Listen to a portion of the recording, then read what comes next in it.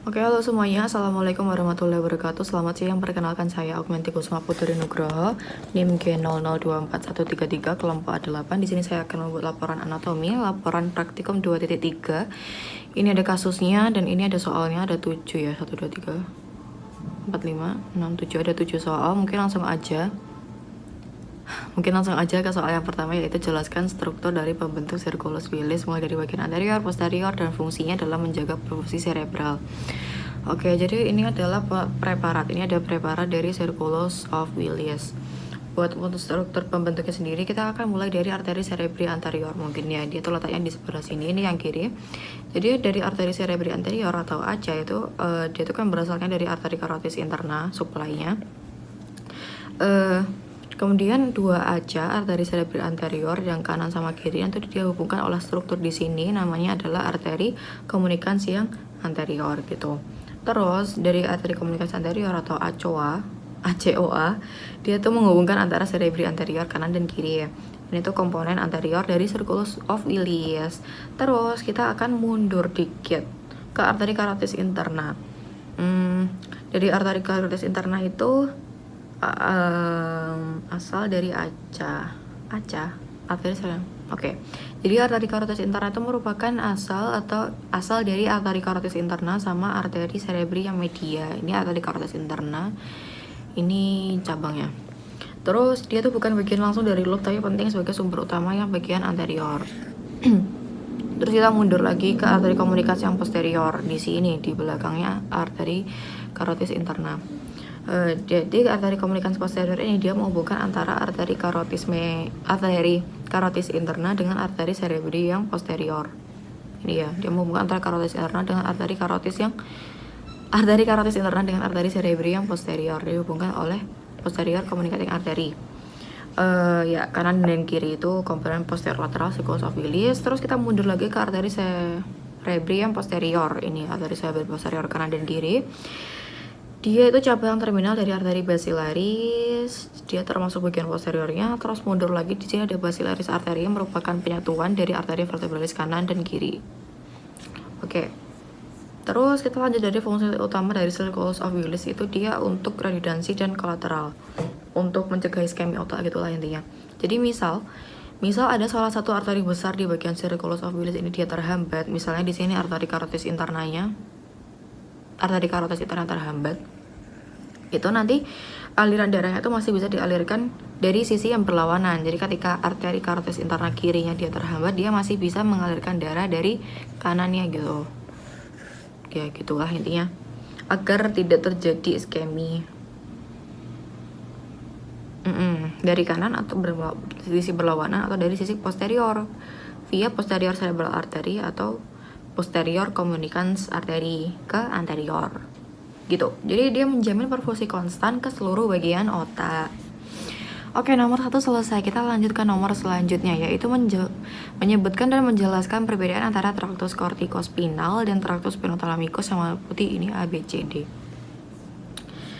Gitu. Jadi kita lanjut ke nomor 2 ya. Jadi kan sistem saraf tuh punya 2 jalur penting yang bekerja tuh secara berlawanan arah. Yang satu dari otak ke tubuh, yang satunya itu dari tubuh ke otak. Jadi kita akan bahas tentang traktus kortikospinal sama traktus spinothalamikus. Dia vital untuk jalur motorik dan sensorik. Yang kortikospinal, waduh tipis banget. Yang kortikospinal tuh dia motorik, yang spinothalamikus dia jalur sensorik. Oke. Jadi kita bahas dari yang pertama gitu ya, mungkin dari fungsi utamanya dulu. Jadi kalau kortikospinal dia tuh fungsi utamanya untuk menghantarkan perintah motorik volunter dari otak ke otot.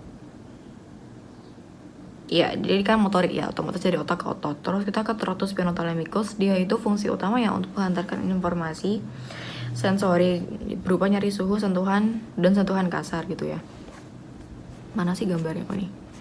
Ini ya jujur ngambilnya dari buku fisiologi, karena dari buku anatomi nggak ketemu. Oke, jadi yang kedua kita bahas perbedaannya dari segi titik awalnya. Titik awalnya untuk korteks motorik dia itu titik awalnya dari korteks motorik primer, yaitu gyrus centralis.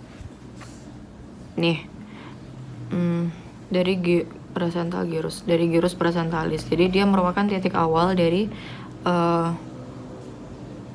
presentalis motorik. Kemudian sedangkan kalau titik awal dari yang spinothalamikus, dia merupakan dari titik awalnya dari reseptor sensorik di kulit atau tubuh perifer gitu. Kemudian awal motorik.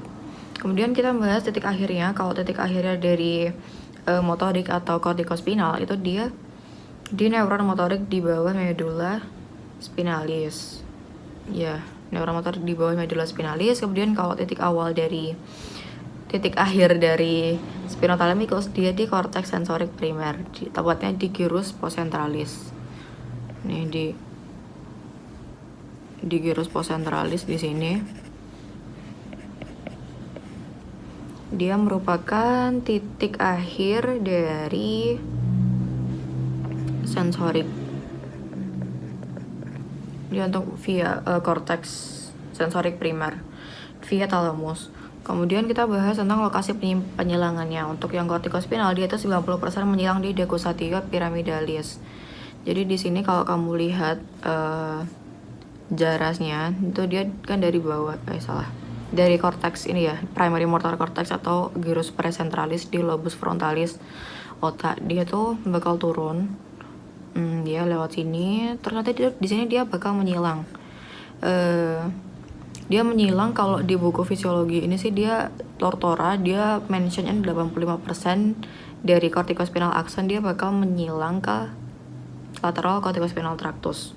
Tapi kalau di PPT dia 90% menyilang di decussatio pyramidalis, medula oblongata menjadi corticospinal lateral, tractus corticospinal yang lateral.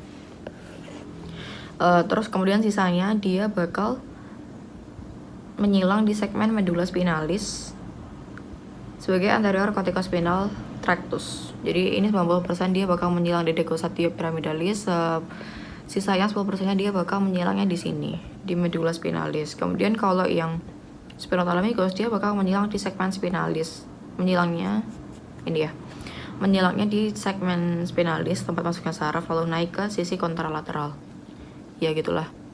Oke, terus perbedaan yang terakhir itu letaknya di medula spinalis. Kalau kortikospinal itu yang dia kan ada dua tadi, lateral sama anterior. Kalau yang lateral dia tuh letaknya di lateral funiculus atau bagian samping. Sedangkan kalau anterior kortikospinal dia letaknya di anterior funiculus atau bagian depan. Ya gitu, kayaknya tuh nanti jadinya tuh kayak funiculus gracila sama cuneatus itu ya. Fasciculus gracila sama cuneatus. Sedangkan kalau letaknya di medula spinalis yang bagian tractus spinothalamikus, dia tuh di anterolateral. Ini loh ada gambarnya. Anterolateral funiculus, dekat sisi depan dan samping. Jadi di sini tuh ada gambar. Medial longitudinal ventral anterior corticospinal. Ini yang corticospinal anterior sama corticospinal yang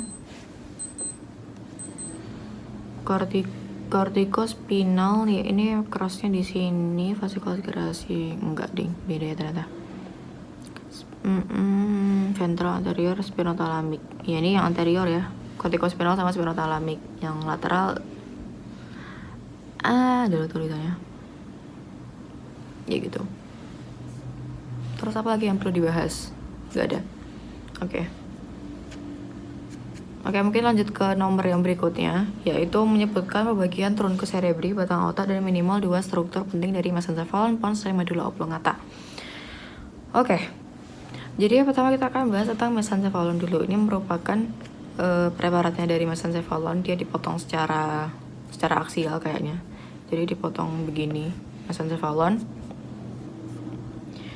Oke, jadi untuk mesencephalon ini yang perlu dibahas, yang perlu diketahui itu mungkin dari substansia nigra dulu. Jadi di sini kan ada substansia nigra, dia akan membagi dari pedunculus cerebri itu menjadi crus cerebri dan juga tegmentum mesencephali. Ini menjadi crus cerebri dan tegmentum mesencephali. Gitu. Terus di bawah di sini dia ada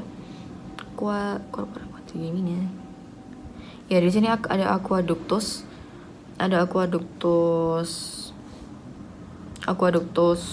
mesencephaly, ada substantia nigra, fossa. Oh, di bagian tengah di sini ada fossa namanya fossa interpeduncularis. Terus bagian dasar di sini ada struktur namanya tectum mesencephaly.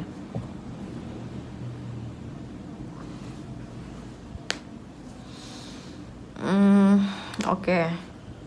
Jadi substansia nigra ini nanti dia fungsinya untuk menghasilkan dopamin ya. Nanti itu bakal dialirkan ke striatum, ke putamen sama ke nucleus caudatus. Itu nanti proyeksinya substansia nigra yang pars compacta. Terus untuk substansia nigra yang pars reticulata nanti dia bakal menerima neurotransmitter berupa GABA atau gamma aminobutyric acid dari striatum supaya gerakannya terhambat gitu. Terus fossa aqueductus. Di sini kan tadi ada aqueductus ya, aqueductus mesencephaly. Dia tuh nanti akan menghubungkan antara ventriculus tertius dengan ventriculus quadratus. Nanti dia fungsinya salah satunya buat pengaliran LCS gitu. Dari yang mesencephalon. Terus kita lanjut ke yang pons. Oke, jadi ini preparat dari pons. Ini yang pars basilaris pontis sama pars tegmentalis pontis. Oke. Kita mulai dari pons dulu. Jadi pons itu mungkin kalau yang pertama dia tuh sebagai tempat keluar dari nervus ya. Di sini untuk nervus yang keluar dari pons tuh di sini ada nervus 5, nervus 6, nervus 7, 8. Oh ya, 8. Kita mulai dari nervus 5 dulu, trigeminus. Dia tuh keluarnya dari brachium pontis ya, dari pinggir brachiomia. Kemudian kalau nervus 6 abdusen nerve dia kan di sini dia keluarnya itu dari sulcus bubopontinus. Kemudian kalau facialis nervus 7 dia nih facial nerve, and nervus intermedius dia ini sama ini. Dia tuh keluarnya dari angulus cerebellopontinus. Terus kalau terakhir yang di sini ada nervus 8. Dia keluarnya dari angulus cerebellopontinus. Sama aja. Oke, terus yang perlu dibahas selanjutnya tuh apa? Truncus cerebri. Pons. Pons itu struktur yang penting. Dia kan untuk penghubung ya antara otak besar dan otak kecil cerebellum. Jadi dia mengatur fungsi pernafasan. Struktur pentingnya itu pedunculus cerebellaris medius. Tadi udah dibahas. Nucleus pontis. Di pons ini dia ada itu sih. Nih ada nukleusnya di bagian pons. Ini nomor selanjutnya yaitu mungkin lanjut aja langsung ya ke medulla oblongata. Jadi untuk medulla oblongata ini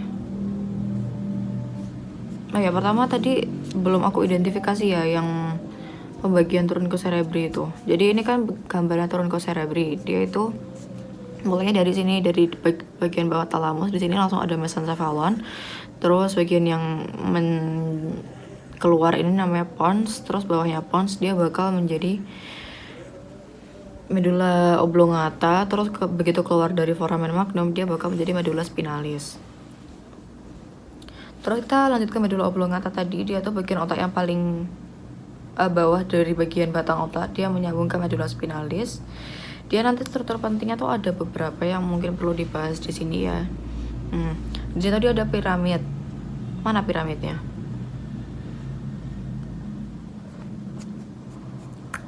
Nih, ada piramid, ada struktur namanya piramid ya di sini. Dia tuh nanti dia bakal mengandung serabut tractus corticospinal yang nanti buat fungsi motorik, jaras motorik. Dan di sini di bawahnya ada decusatia pyramidalis, dia buat penyilangan dari corticospinal yang lateral kan. Yang nanti lateral tuh dia bakal ke ekstremitas atas. Ya. Terus ada nucleus olivarius yang ini kan, nucleus olivarius inferior, dia bakal mengatur koordinasi motorik lewat koneksi ke cerebellum dan dia juga terlibat dalam proses pembelajaran yang motorik. Gitu, jadi mungkin nomor ini selesai, kita lanjutkan nomor berikutnya. Itu yaitu jelaskan asal-usul nukleus dan fungsi dari 3 nervus cranialis motorik murni. Di sini aku juga bakal bahas nervus berapa nih? Nervus 3 46 ya. Ya, nervus 3, 4, 6.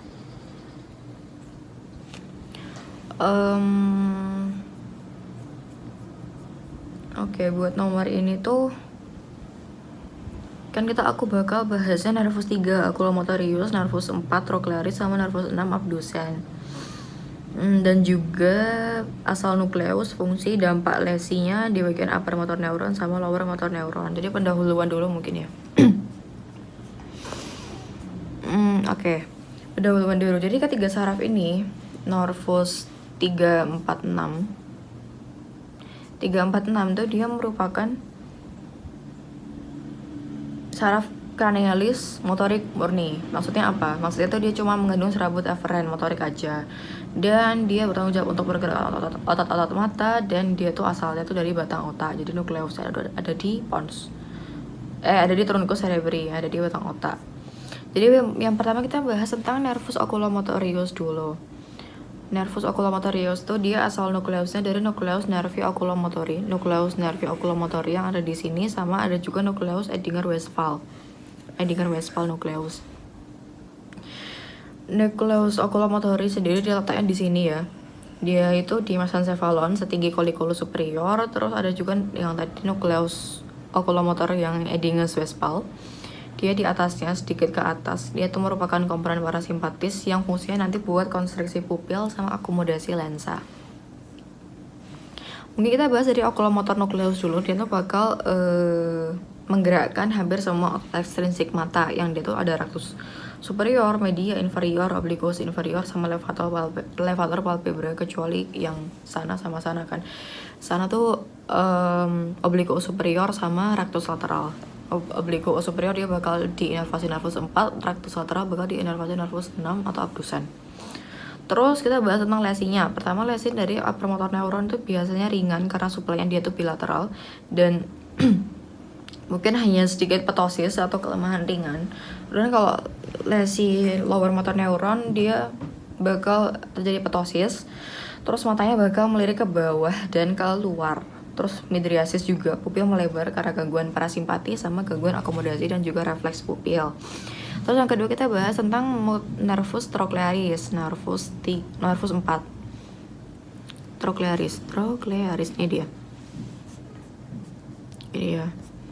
Nervus trochlearis, nervus ini dari samping.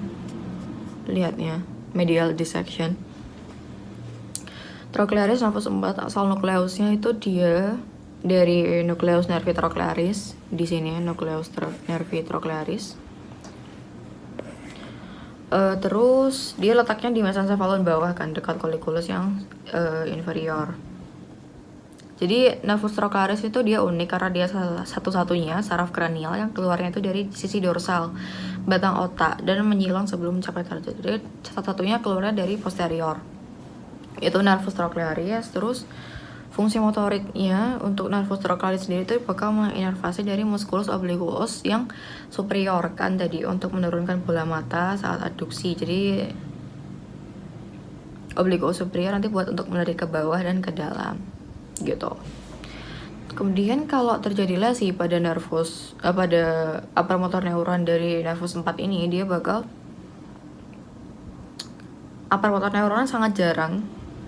Biasanya tidak ada gejala signifikan. Kalau lesi lower motor neuron tuh dia bakal gejalanya salah satunya diplopia atau penglihatan ganda saat melihat ke bawah. Jadi misalnya saat membaca atau turun tangga, dan kompensasinya tuh dengan memiringkan kepala ke arah yang sehat. Itu bisa. Terus kita bahas ke nervus yang terakhir, yaitu nervus abdusen, nervus 6. Dia asal nukleusnya tuh dari nucleus nervi abducentis. Dia letaknya di bagian pons bawah dekat garis tengah ini, abdusen nucleus. Fungsi motoriknya nanti dia bakal menginervasi yang lateral, rectus lateralis. Dia untuk menggerakkan bola mata ke arah lateral atau untuk abduksi. Kemudian kalau terjadi lesi pada nucleus abdusen ini, dia itu nanti yang upper motor neuronnya biasanya nggak ada defisit berat. Tapi kalau yang lower motor neuron nanti dia nggak bisa melirik ke lateral karena tadi buat rectus lateralis kan. Terus terjadi diplopia yang horizontal, dan kompensasinya salah satunya bisa dilakukan dengan kepalanya diputar ke sisi yang berlawanan sebagai kompensasi gitu. Oke, jadi untuk nomor ini udah selesai. Selanjutnya kita bakal lanjut ke jelaskan lokasi dan fungsi dari area Brodmann berikut ini. Area 4, ya itulah ya. Wow. Oh ya, tadi mungkin tambahan aja perbedaan antara nukleus okulomotor sama nukleus Edinger-Westphal itu pertama dari lokasinya, dia yang Edinger-Westphal lebih atas kan, terus dari jenis serabutnya juga.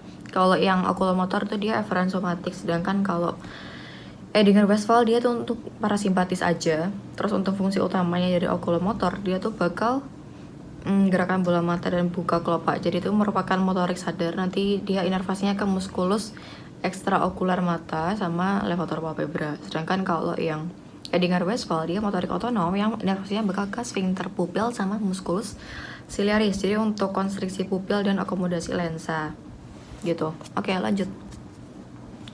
Untuk area Brodmann. Jadi yang pertama ya, area Brodmann area 4. Area 4 kan dia tuh letaknya di sini. Dia tuh di gyrus precentralis di lobus frontalis kan. Tepatnya di depannya sulcus centralis yang ada di sini.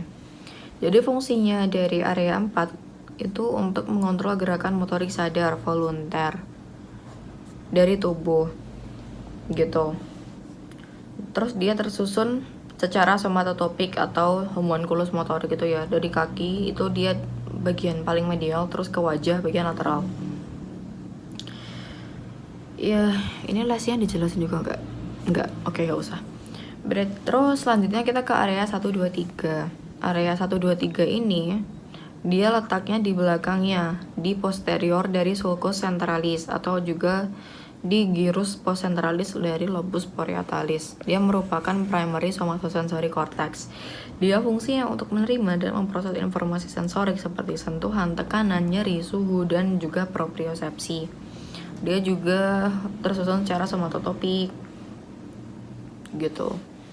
Ini tadi di sini precentralis, sedangkan postcentralisnya di sini. Terus selanjutnya kita ke area 44 dan 45 atau area Broca. Area Broca itu tadi dia 4445 tuh ini kan. Jadi dia fungsinya untuk mengatur produksi bahasa lisan dan tulisan. Dan juga untuk motorik bicara lah intinya. Lokasinya itu ada di lobus frontal inferior gyrus. Jadi di lobus frontalis, gyrusnya gyrus frontalis yang inferior. Terus dia dominannya kalau kebanyakan orang dia tuh di hemisfer kiri. Terus kita lanjut ke area 22. Mana area 22? Dia Wernicke kan. Nah, ini Wernicke. Wernicke itu lokasinya di lobus temporalis, gyrusnya di gyrus temporalis yang superior.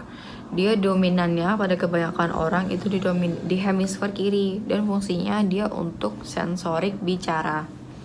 Jadi untuk memahami bahasa dan mengintegrasikan bunyi kata dan makna. Kemudian tadi antara area Broca dan area Wernicke dia tuh dihubungkan oleh suatu serabut namanya serabut arcuate fiber. Dia ya gitu menghubungkan antara area Wernicke dan juga area Broca. Oke, nomor ini selesai. Selanjutnya kita lanjut ke sini. Masih ada 2 nomor lagi ya kayaknya. Wow. Jadi nomor selanjutnya itu mengapa oklusi pada arteri cerebri media itu lebih sering menyebabkan kelumpuhan pada wajah dan lengan dibandingkan tungkai. Ini nanti ada hubungannya dengan distribusi vaskular dan homunculus motorik ya teman-teman. Jadi yang pertama untuk memahami nomor ini, oklusi inilah itu nanti kita perlu memahami konsep homunculus motorik dulu. Jadi apa itu homunculus motorik? Homunculus motorik itu dia Nah ini, homunculus motorik dia itu peta representasi tubuh pada korteks motorik primer di gyrus precentralis. Jadi intinya kalau yang gambar karikatur itu ya, kalau bagian lateral korteks itu dia bakal mengatur wajah dan lengan. Kalau bagian medial dia tuh bakal mengatur tungkai bawah, dia tuh dekat di viscera longitudinalis kan. Ini untuk mengatur tungkai bawah. Terus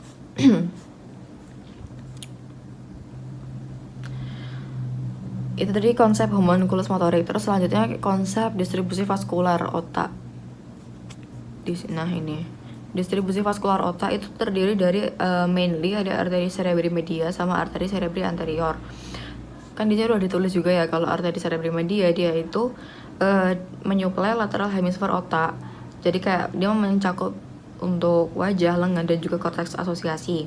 Kalau arteri cerebri anterior dia itu menyuplai medial hemisfer otak untuk tungkai bawah, fungsi frontal medialis. Itulah ini bisa dilihat kalau arteri middle cerebral artery dia tuh di bagian lateral hemisfer otak. Sedangkan kalau otaknya di dissect secara medial ini baru kelihatan untuk anterior cerebral artery gitu. Jadi hubungannya apa? Hubungannya apa? Konsep dua tadi sama ini kasus. Jadi hubungannya adalah karena wajah, ini kan karena wajah sama lengan itu dia diwakili oleh bagian lateral dari gyrus precentralis, dan bagian lateral itu kan dia mendapatkan mainly suplai darahnya dari arteri cerebri media atau ACM. Jadi ketika terjadi oklusi atau penyumbatan pada arteri cerebri media, ini which is bagian lateral otak, itu dia bakal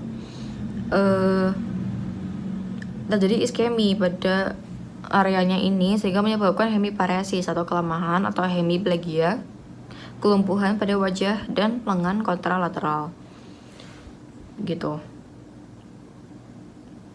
Terus kalau sebaliknya, tungkai kan diatur oleh bagian medial cortex yang disuplai oleh arteri cerebri anterior, bukan arteri cerebri media. Jadi ketika ada infark arteri cerebri media, tungkai biasa itu tidak terlalu terpengaruh, makanya atau hanya sedikit karena dia suplai darahnya itu beda arteri gitu. Oke. Udah.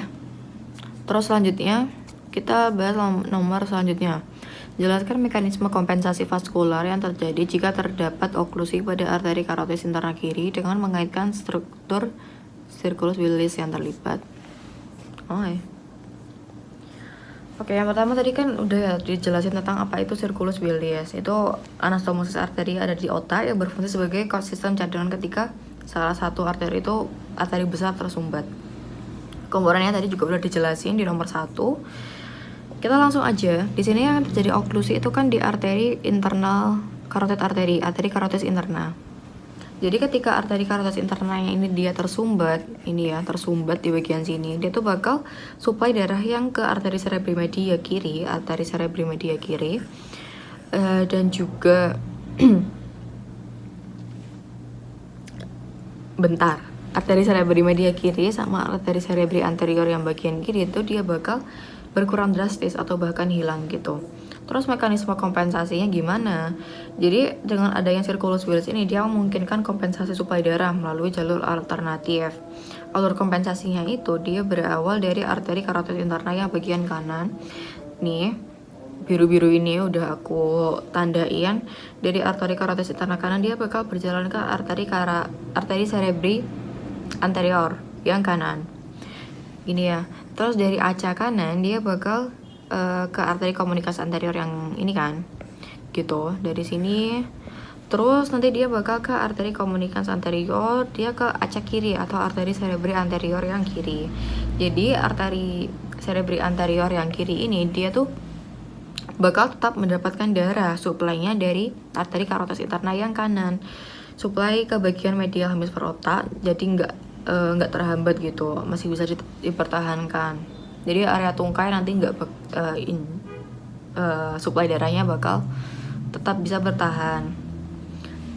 Terus untuk kompensasi dari arteri karotis media yang kiri tuh juga ada. Jadi dia tuh nanti dari arteri cerebri media, dari arteri cerebri posterior dia bakal ke cerebri posterior, dia bakal ke arteri komunikans yang posterior kiri, terus dari posterior kiri dia tuh nantinya bakal ke aci kiri distal, bakal ke arteri karotis interna kiri distal. Terus dari aci kiri distal dia bakal ke arteri cerebri media kiri. Jadi masih bisa dipertahankan untuk suplai darahnya untuk arteri cerebri media kiri. Namun aliran ini tuh dia nggak sekuat suplai langsung dari arteri karotis interna yang normal. Dan jika sumbetannya total dan mendadak, kompensasinya itu juga bisa gagal gitu guys. Terus ini nomor terakhir ya. Oke, udah nomor terakhir. Baik, mungkin segitu saja dari saya. Terima kasih. Wassalamualaikum warahmatullahi wabarakatuh.